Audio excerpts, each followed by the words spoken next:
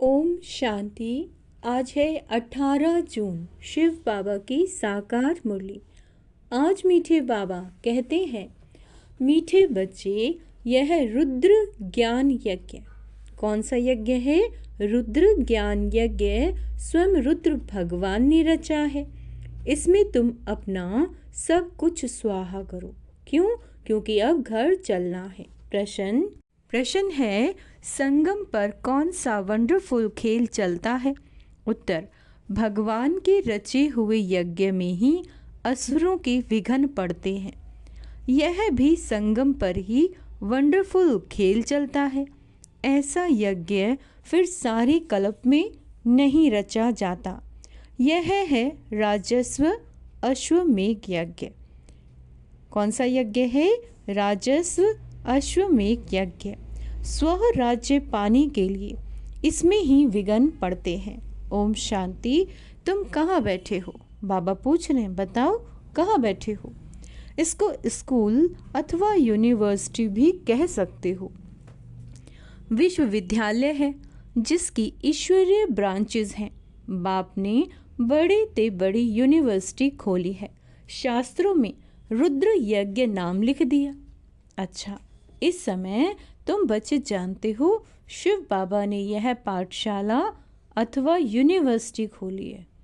पहले बाबा ने बताया इस यज्ञ में असुरों के विघ्न पड़ते हैं और इस यज्ञ को क्या कहते हैं ये भी बाबा ने बताया। अब बाबा कहते हैं कि बाबा ने यूनिवर्सिटी खोली है। ऊंचे ते उच्च बाप पढ़ाते हैं। कोई साधारण मनुष्य थोड़ी ना पढ़ाता है। कौन पढ़ाते हैं? भगवान शिव। यह तो बच्चों की बुद्धि में याद रहना चाहिए। भगवान हमको पढ़ाते हैं। उनका यह यज्ञ रचा हुआ है। इसका नाम भी बाला है। राजस्व अश्वमेघ रुद्र ज्ञान यज्ञ। कौन सा है? राजस्व अश्वमेघ रुद्र ज्ञान यज्ञ। अच्छा, राजस्व अर्थात स्व राज्य के लिए। अश्वमेघ यह जो कुछ भी देखने में आता है उन सब को स्वाहा कर रहे हैं। बाबा कहते शरीर भी स्वाहा हो जाता है, आत्मा तो स्वाहा हो नहीं सकती। सब शरीर स्वाहा हो जाएंगे इस यज्ञ में, बाकी आत्माएं वापस भागेंगी। क्यों? क्योंकि ये है संगम युग। बहुत आत्माएं भागेंगी, बाकी शरीर खत्म हो जाएंगे। ये है सब ड्रामा। ये सब क्या है? ड्रामा। इसको पक्का करना है कि ये क्या है? एक ड्रामा है। तुम ड्रामा के वश चल रहे हो। बाप कहते हैं हमने राजस्व यज्ञ रचा है। ड्रामा प्लान अनुसार तुम बच्चों को पढ़ाने के लिए कल्प पहले मौफिक ज्ञान यज्ञ रचा गया है। मैंने रचा है। कौन कह रहे हैं? मैंने रचा है। ये भी अर्थ नहीं निकलता। बाबा कह रहे हैं ड्रामा प्लान अनुसार रचा गया है ना। कल्प कल्प रचा जाता है। यह ड्रामा बना हुआ है ना। ड्रामा प्लान अनुसार एक ही बार यज्ञ रचा जाता है। ये कोई नई बात नहीं। अभी बुद्धि में बैठा है। बरोबर 5000 वर्ष पहले भी सतयुग था। अब चक्र फिर रिपीट हो रहा है। फिर से नई दुनिया स्थापन हो रही है। तुम नई दुनिया में स्व राज्य पाने के लिए पढ़ रहे हो। पवित्र भी जरूर बनना है। बनते भी वही हैं जो ड्रामा अनुसार कल्प पहले बने थे, अभी भी बनेंगे। साक्षी हो, ड्रामा को देखना होता है और फिर पुरुषार्थ भी करना होता है। बच्चों को मार्ग भी बताना है। बाबा कहते मुख्य बात है पवित्रता की। बाप को बुलाते ही हैं, कहते हैं कि आओ पवित्र बनाकर हमको इस छीछी दुनिया से ले जाओ। बाबा कहते बाप आए ही हैं घर ले जाने के लिए। बच्चों को पॉइंट्स तो बहुत दी जाती हैं। मुख्य बात फिर भी बाप कहते हैं जो मुख्य बात है मन मना भव। पावन बनने के लिए बाप को याद करते हैं। ये भूलना नहीं चाहिए। जितना याद करेंगे उतना फ़ायदा होगा। बाबा कहते चार्ट रखना चाहिए, नहीं तो फिर पिछाड़ी में फेल हो जाएंगे। बच्चे समझते हैं हम ही सतो प्रधान थे। नंबर वार पुरुषार्थ अनुसार जो उच्च बनते हैं उनको मेहनत भी जायज़ती करनी पड़ेगी, याद में रहना पड़ेगा। यह तो समझते हो, बाकी थोड़ा समय है, फिर सुख के दिन आने हैं। बरोबर हमारे अताह सुख के दिन आने हैं। बाप एक ही बार आते हैं, दुख धाम खल्लास कर अपने सुख धाम ले चलते हैं। तुम बच्चे जानते हो अभी हम ईश्वरीय परिवार में हैं, फिर दैवी परिवार में जाएंगे। इस समय का ही गायन है। यह संगम ही पुरुषोत्तम उत्तम बनने का युग है। तुम बच्चे जानते हो हमको बेहद का बाप पढ़ा रही है। फिर आगे चल सन्यासी लोग भी मानेंगे, है ना। वह भी समय आएगा ना। अभी तुम्हारा प्रभाव इतना नहीं निकल सकता। अभी राजधानी स्थापन हो रही, टाइम पड़ा है। पुरानी मिल रही है ना, अभी तो बहुत टाइम हो चुका है। पिछाड़ी में ये सन्यासी आदि भी आकर समझेंगे, जो कि इस समय चल रहा है। सृष्टि का चक्र कैसे फिरता है ये नॉलेज कोई में है नहीं। यह भी बच्चे जानते हैं पवित्रता पर कितने विघ्न पड़ते हैं, अबलाओं पर अत्याचार होते हैं। द्रौपदी ने पुकारा है ना, वास्तव में तुम सब द्रौपदियाँ सीताएं पार्वतियाँ हो। याद में रहने से अबलाएं कुब्जाएं भी बाप से वर्षा ले लेती हैं। याद में तो रह सकती है ना। भगवान ने आकर यज्ञ रचा, इसमें कितने विघ्न पड़ते हैं। बाबा कहते अभी भी विघ्न पड़ते रहते हैं, है ना। कन्याओं को जबरदस्ती शादी कराते हैं, नहीं तो मारकर निकाल देते हैं। इसलिए पुकारती हैं, हे पतित पावन आओ। तो जरूर उनको रथ चाहिए भगवान को, जिसमें आकर पावन बनाए।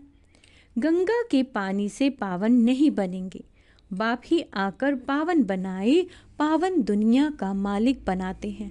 तुम देखते हो इस पतित दुनिया का विनाश सामने खड़ा है। क्यों ना बाबा का बन जाए, स्वाहा हो जाए। पूछते हैं स्वाहा कैसे हूँ, ट्रांसफर कैसे हूँ। बाबा कहते बच्चे तुम इस साकार बाबा को देखते हो ना, यह खुद करके सिखा रहे हैं। जैसा कर्म हम करेंगे हमको देखकर और करेंगे। बाप ने इनसे कर्म कराया ना, सारा यज्ञ में स्वाहा कर दिया। स्वाहा होने से कोई तकलीफ थोड़ी ही है। यह ना बहुत साहूकार ना बहुत गरीब था, साधारण था। यज्ञ रचा जाता है तो उसमें खान पान की सब सामग्री चाहिए। यह है ईश्वर यज्ञ। ईश्वर ने आकर इस ज्ञान यज्ञ की स्थापना की। तुमको पढ़ाते हैं, इस यज्ञ की महिमा बहुत भारी है। ईश्वरीय यज्ञ से ही तुम्हारा शरीर निर्वाह होता है। जो अपने को अर्पण में समझते हैं, क्या कहते हैं कि हम तो ट्रस्टी हैं। ये सब कुछ ईश्वर का है। हम शिव बाबा के यज्ञ से भोजन खाते हैं। बाबा कहते ये समझ की बात है ना, यहाँ तो नहीं सबको आकर बैठना। इनका सैंपल तो देखा, कैसे सब कुछ स्वाहा किया। बाबा कहते जैसे कर्म यह करता, इनको देख औरों को भी आया, है ना। बहुत ही स्वाहा हुए। जो जो हुए वह अपना वर्षा लेते हैं। बुद्धि से भी समझा जाता है आत्मा तो चली जाएगी, बाकी शरीर सब खत्म हो जाएंगे। यह बेहद का यज्ञ है, इनमें सब स्वाहा होंगे। तुम बच्चों को समझाया जाता है कैसे बुद्धि से स्वाहा हो, नष्टो मोहा बन जाओ। यह भी जानते हो ये सारी सामग्री खाक हो जानी है। कितना बड़ा यज्ञ है, वहाँ फिर कोई यज्ञ नहीं रचा जाता, ना कोई उपद्रव होते। यह सब जो भक्ति मार्ग के अनेक यज्ञ हैं वह सब खत्म हो जाते हैं। ज्ञान सागर एक ही भगवान है, वही मनुष्य सृष्टि का बीज रूप सत्य चैतन्य है। शरीर तो जड़ है, आत्मा ही चैतन्य है, वह ज्ञान सागर है। तुम बच्चों को ज्ञान सागर बैठ पढ़ाते हैं, वह सिर्फ गाते रहते हैं और तुमको बाबा सारा ज्ञान सुना रहे हैं। ज्ञान कोई बहुत तो है नहीं, वर्ल्ड का चक्र कैसे फिरता है ये सिर्फ समझना है, समझाना। यहाँ बाप तुमको खुद पढ़ा रहे हैं, कहते भी हैं साधारण तन में प्रवेश करता हूँ। भगीरथ भी मशहूर है, जरूर मनुष्य ही होगा, इसमें बाप आएगा। उनका एक ही नाम चला आता है, शिव, और सबके नाम बदलते हैं, इनका नाम नहीं बदलता। बाकी भक्ति में बाबा कहते अनेक नाम रख दिए, यहाँ तो है ही शिव बाबा। शिव कल्याणकारी हैं। शिव क्या है? कल्याणकारी। कहा जाता है भगवान ही आकर नई दुनिया स्वर्ग स्थापन करते हैं, तो कल्याणकारी ठहरा ना बाबा। तुम जानते हो भारत में स्वर्ग था, अभी नर्क है, फिर स्वर्ग जरूर होगा। इसको कहा जाता है पुरुषोत्तम संगम युग, जबकि बाप खिवैया बन तुमको इस पार से उस पार ले जाते हैं। ये है पुरानी दुख की दुनिया, फिर जरूर नई दुनिया होगी ड्रामा अनुसार, जिसके लिए तुम अभी पुरुषार्थ कर रहे हो। बाप की याद ही घड़ी घड़ी भूल जाती है, इसमें है मेहनत। बाबा की याद घड़ी घड़ी भूल जाती है, इसमें है मेहनत। बाकी तुमसे जो विकर्म हुए उनकी सजा कर्म भोग के रूप में भोगनी ही बाबा कहते हैं पड़ती है। कर्म भोग अंत तक भोगना ही है, उसमें माफ़ी नहीं मिल सकती। ऐसे नहीं बाबा क्षमा करो, कुछ भी नहीं, ड्रामा अनुसार सब होता है, क्षमा आदि होती ही नहीं। हिसाब किताब चुकतू करना ही है, तमो प्रधान से सतु प्रधान बनना है, इसके लिए श्रीमत भी मिलती है। श्री श्री शिव बाबा की श्रीमत से तुम श्री बनते हो, ऊंचे ते उच्च बाप तुमको उच्च बनाते हैं। बाबा कहते तुम अभी बन रहे हो, अभी तुमको स्मृति आई है। बाबा कल्प कल्प आकर हमको पढ़ाते हैं, आधा कल्प उनकी प्रारब्ध मिलती है। सृष्टि चक्र कैसे फिरता है उस नॉलेज की दरकार नहीं रहती, कल्प कल्प एक ही बार आकर बतलाते हैं कि यह सृष्टि का चक्र कैसे फिरता है। तुम्हारा काम है पढ़ना और पवित्र बनना, युग में रहना है। क्या काम बताया? पढ़ना और पवित्र बनना और योग में रहना। बाप के बनकर और पवित्र नहीं बनोगे तो 100 गुना दंड पड़ जाएगा। बाबा कहते नाम भी बदनाम हो जाता है। गाते भी है ना, सतगुरु का निंदक ठोर ना पाए। मनुष्य को पता नहीं कि यह कौन है। सत बाप ही सतगुरु सत टीचर होगा ना, तुमको पढ़ाते हैं, वह है सच्चा सतगुरु भी। जैसे बाप ज्ञान का सागर है, तुम भी ज्ञान के सागर हो ना, है ना।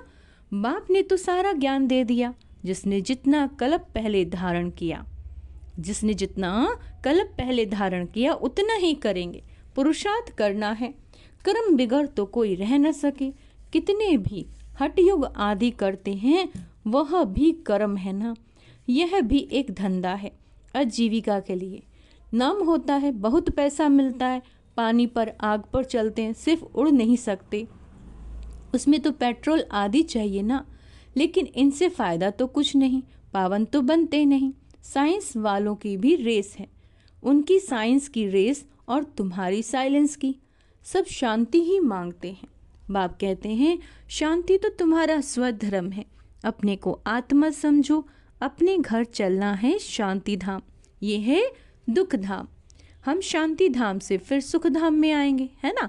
ये दुख धाम खल्लास होना है, ये अच्छी रीति धारण कर फिर औरों को भी कराना है। बाकी थोड़े रोज हैं, वह पढ़ाई पढ़कर फिर शरीर निर्वाह अर्थ माथा मारना पड़ता है।